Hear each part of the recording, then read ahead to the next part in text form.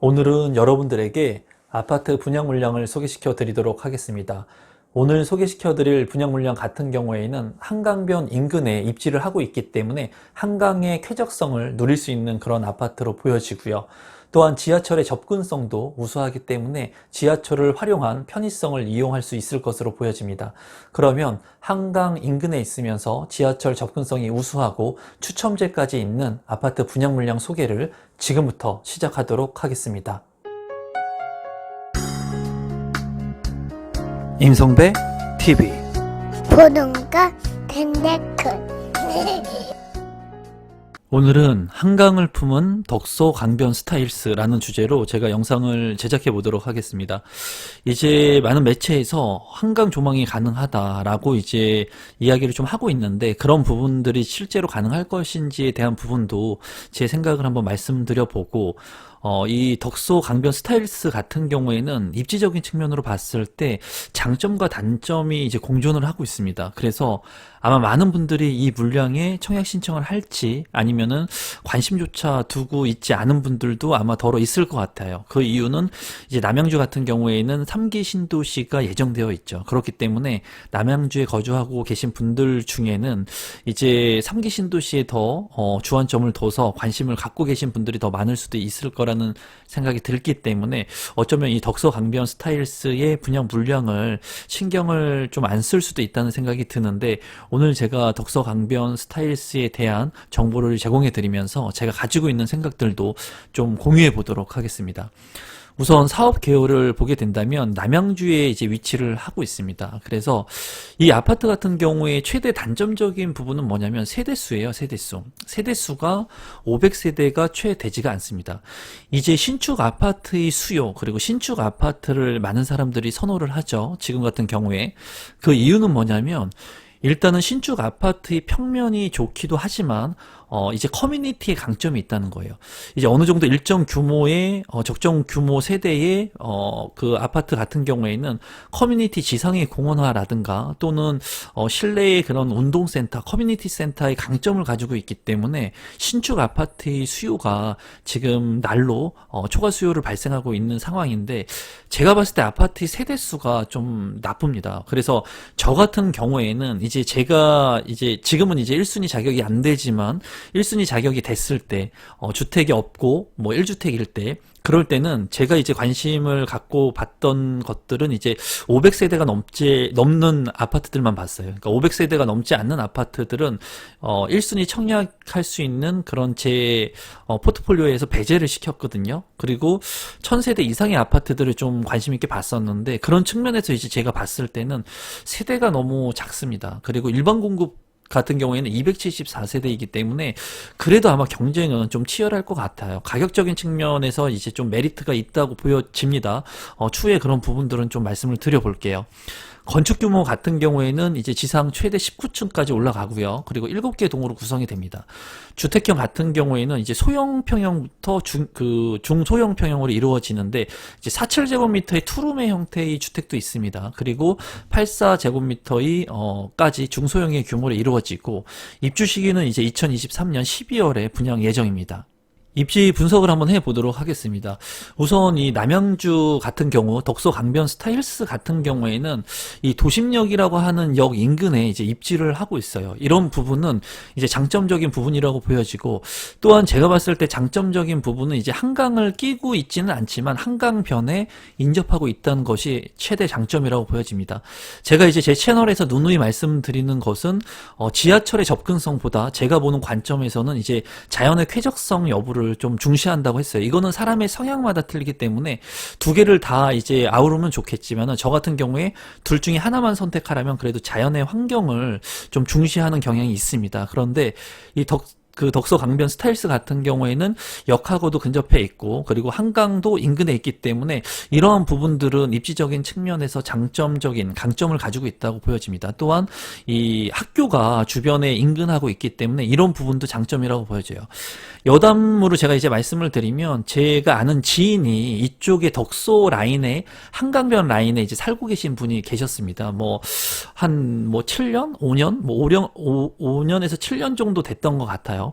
그때 이제 항상 하시는 말씀이 너무나 좋다는 거예요. 이 독서가 너무나 좋다, 입지적으로. 그분도 부동산을 하시는 분이셨는데, 이제 한강변을 끼고 있는데, 조금만 더 가면은 한강변을 끼고 있는 뭐 잠실이나, 뭐 잠실하고 비교하는 건 말도 안 되지만, 어쨌거나 그런 아파트의 반의 반 가격도 안 되는 가격으로 한강뷰를 볼 수 있는 아파트가 유일하게 이 덕소다. 자기는 굉장히 만족한다. 그런 얘기를 했었거든요.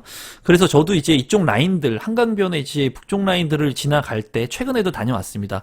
그때는 이제 그분의 말씀이 생각나고, 그리고 최근에는 이제 남양주의 다산신도시도 개발이 되면서 이제 금강 펜테리움이라고 하는 그 지금 지구에서 한강뷰가 일부 가능한 곳들이 있거든요. 그런 곳들의 아파트 가격이 큰 폭의 상승세를 이제 보이고 있어요. 물론 다산신도시의 입지가 이제 이 정도 되는 것 같습니다. 대략 보면은. 그리고 이렇게 지금 지구가 연결이 되는 것으로 보여지는데, 이 다산신도시의 가격이 이제 큰 폭으로 오름세를 보이고 있고, 지금 이제 지하철 8호선이 연장되게 되면은 이제 가격 상승력은 더 있다고 보여집니다. 또한 왕숙 2지구하고 그 양정 역세권 개발에 따른 남양주에는 입주 물량이 많이 대기를 하고 있어요. 물론 이 왕숙 2지구나 그 3기 신도시나 양정 역세권 개발이나 이런 추후에 개발이 예정되어 있는 곳들은 지금 이제 공급되기까지는 시간이 좀 걸릴 거라고 생각이 들거든요. 그래서 많은 분들이 남양주의 그 3기 신도시를 보고 계시면서 전입을 아마 남양주 쪽으로 많이 이전을 하신 분들도 많이 있으실 겁니다. 지금 현재. 그리고 제 채널을 보시면서도 아마 그런 분들이 많으실 것 같은데, 그런 분들이 이제 남양주에 거주하고 계시는 분들이 이 덕소 강변 스타일스를 좀 고민하실 것 같아요. 조금 기다려서 3기 신도시에 청약을 하느냐, 아니면은 이 덕소 강변 스타일스가 그 단점적인 부분도 있지만은 그래도 역하고 가깝고 한강변 인근에 입지를 하고 있어서 이 덕소 강변 스타 힐스에 청약을 좀 하는 것이 좋겠느냐, 이렇게 고민을 좀 하시는 분들도 있을 것 같습니다. 또한 이 덕소 뉴타운 건너편에 보면은 이제 미사지구가 있죠. 미사지구 같은 경우에는 5호선이 이제 연장이 되고 주택 가격이 큰 폭으로 오름세를 보이고 있고, 84 가격 같은 경우에는 뭐 12억 13억을 넘은 지가 이제 어느 정도 됐죠. 그래서 미사 강변 같은 경우도 이제 신축 아파트의 수요층들, 그러니까 강남권에서 있는 분들이 이제 밀려서 미사까지도 이제 내려오는 그런 형국을 보이고 있습니다. 제가 봤을 때 입지적인 측면은 그래도 나쁘진 않은 것 같아요. 나쁘진 않지만은 세대가 조금 작다는 그런 부분들, 그리고 이 단지 배치도에서도 보겠지만 이 한강뷰가 일부 극소수만 가능할 것으로 보여지고, 지금 현재는 조합원 물량을 많이 좋은 그 평형이나 층수를 가져갔기 때문에 아마 일반 분양에서는 한강뷰를 보기에는 쉽지는 않을 것 같아요. 제 개인적인 생각에는.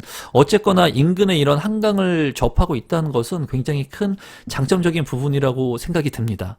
가격적인 측면을 보게 된다면 이제 덕소 강변 스타일스의 입지입니다. 그래서 도심역하고 인근에 접하고 있다는 것이 장점이라고 보여지고, 여기 보면은 한강변에 있는 이런 아파트들이 있어요.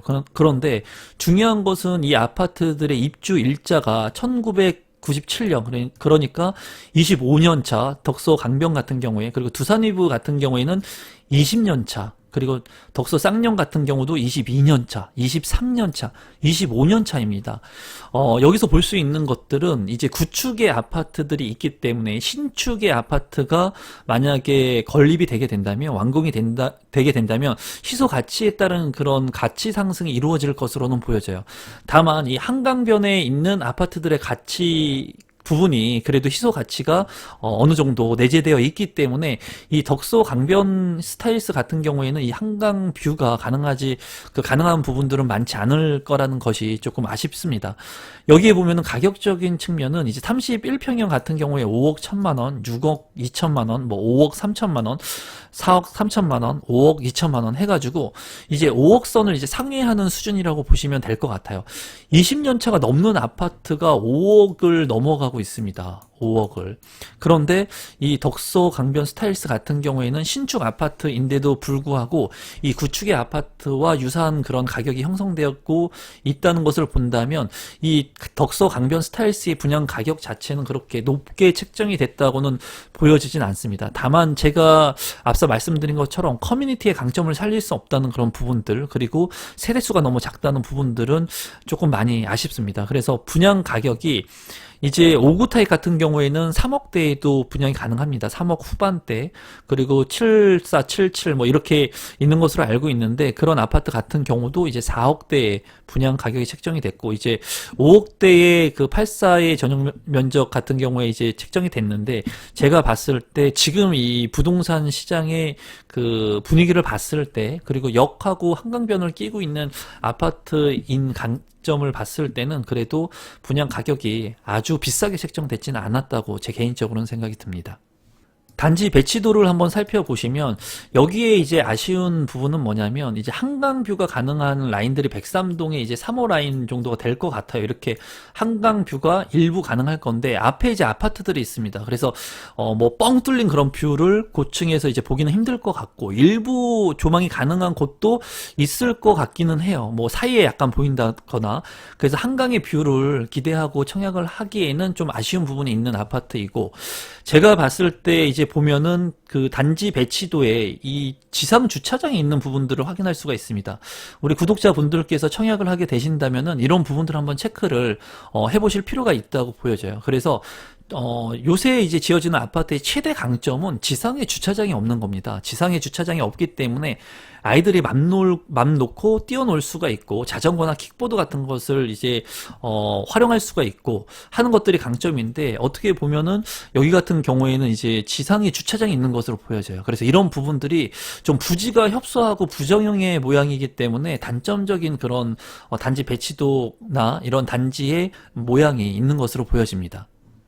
평면도를 한번 살펴보시면 47 타입입니다. 보시면은 이제 투베이의 모습이고, 이제 방이 2개이고, 그리고 거실 겸 이제 주방이 이렇게 맞동풍 형식이 가능한 것으로 보입니다. 특이사항은 없는 것으로 보여져요. 그냥 투룸 형태의 일반적인 그런 아파트라고 보여지고, 일반 분양 같은 경우에는 27세대이기 때문에 그렇게 물량이 아주 많다고 볼 수는 없습니다. 투룸 같은 경우도 제가 이제 우리 구독자분들한테 말씀드리고 싶은 것은, 3룸 같은 경우가 좋죠. 방이 3개 있으면 좋습니다. 하지만은 이 투룸 같은 경우에도 일반적으로 신혼부부라든가 또는 요새는 자녀가 1명밖에 없기 때문에 대부분 이런 투룸의 수요도 꾸준히 있습니다. 그래서 우리 구독자분들 중에 그 세대 구성원이 많지 않으신 분들이라면 지속적으로 분양되는 이 투룸의 형태도 좀 관심을 갖고 보셔도 괜찮을 것 같다는 게 제 생각이에요. 물론 방 3개의 3룸이 더 좋긴 하지만 청약 경쟁률이 너무 치열하기 때문에 투룸도 좀 관심을 갖고 보시면 괜찮을 것 같다는 게 제 개인적인 생각입니다. 5구 A타입 같은 경우에는 이제 205세대 중에 173세대로 구성이 됐습니다. 그래서 이제 포베이 형식으로 된 것으로 보여지고, 그리고 현관으로 진입했을 때 팬트리도 이렇게 있습니다. 그래서 이 구조는 상당히 괜찮은 것으로 보여집니다. 다만 드레스룸이 한쪽 측면만 있기 때문에 이 부분은 조금 아쉽고요. 하지만 창문이 잘 나 있는 모습이고, 그리고 파우더룸도 잘 구성이 되어 있습니다. 그래서 포베이에 이 정도 평면이면 나쁘지 않은 평면이고, 그리고 173세대 이기 때문에 대부분의 분양 물량들이 배정되어 있는 물량이라고 보여집니다. 5구 B타입 같은 경우는 이제 50세대 중에 43세대이고요. 유사평면 같아요. 제가 뭐 이렇게 크게 차이가 나는 것은 모르겠는데, 여기 같은 경우도 포베이에 그리고 현관 팬트리도 있고, 구조 자체는 그렇게 나쁜 구조로 보여지지 않습니다. 그래서 5구 타입 같은 경우에 방 3개이면서 이제 알파룸 공간이 없다는 것은 단점이지만은 그래도 보편적으로 잘 구성된 그런 타입이라고 보여집니다. 74 타입도 한번 살펴보도록 하겠습니다. 28세대 중에 일반 세대는 15세대이고요.